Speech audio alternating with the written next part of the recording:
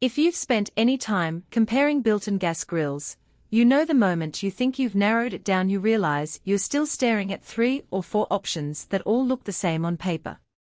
That's exactly where I was last month, when I started digging into the Napoleon built-in 500 series 32-inch. Link is in the description if you want to check the product details on Amazon. What finally pushed me off the fence wasn't another spec sheet. It was the idea of actually living with the grill every weekend. I wanted something that would slide into a standard cabinet cutout, light fast, and still look like it belongs after 2 summers of marinade splatter and burger grease. The 500 series checks those boxes, but the real question is whether it's worth the step up from the cheaper 400 series, or a basic drop-in from another brand. The first thing that stood out is the 7.5mm stainless grids. Most 32-inch built-ins come with 6mm, or even 5mm grids, so those beefier bars make a difference when you're searing a thick ribeye or flipping chicken thighs. I've done both, and the extra mass holds heat better when you open the lid, so the surface doesn't cool as quickly. That's the kind of detail you only notice after you've burned a few burgers on a thinner grid and watched the temperature tank every time you lift the hood. Another practical upgrade is the marine-grade stainless steel head. I live near the coast, so rust is always in the back of my mind.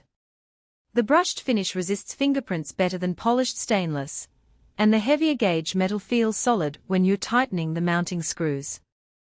It's not as thick as a commercial head, but it's noticeably sturdier than the flimsy sheet metal lids you see on some entry-level models.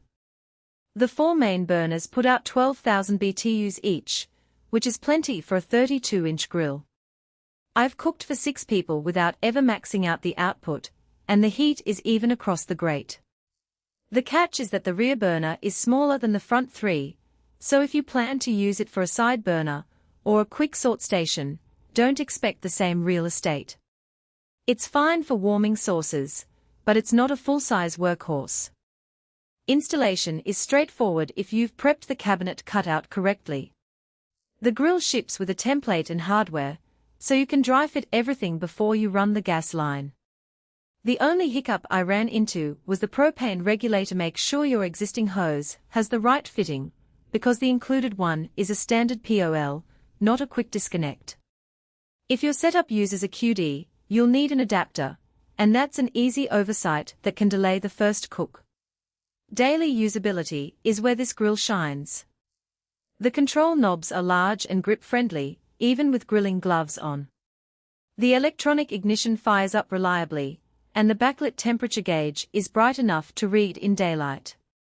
I also like the grease management system. The drip tray slides out without tools, and the catch pan is wide enough to handle a full day of cooking without overflowing.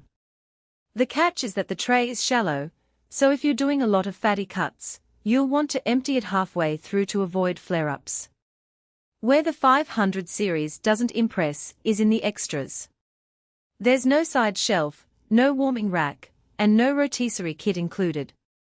If you're used to a full outdoor kitchen setup, you'll need to budget for those add-ons. The ignition system is also basic, no smart features, no flame taming, just a reliable spark every time. That's fine for most people, but if you're chasing the latest tech, this isn't it. So who should buy this grill? If you want a built-in that looks and feels like it belongs in a real kitchen, the 500 series is a solid choice. It's ideal for someone who grills regularly, wants even heat across the grate, and doesn't mind paying a little extra for heavier grids and marine-grade stainless. It's also a good fit if you're replacing an older drop-in and want something that installs cleanly without a custom fabrication job. Who should skip it? If you're on a tight budget, the 400 series gives you the same footprint for less money, though you'll sacrifice some grid thickness and finish.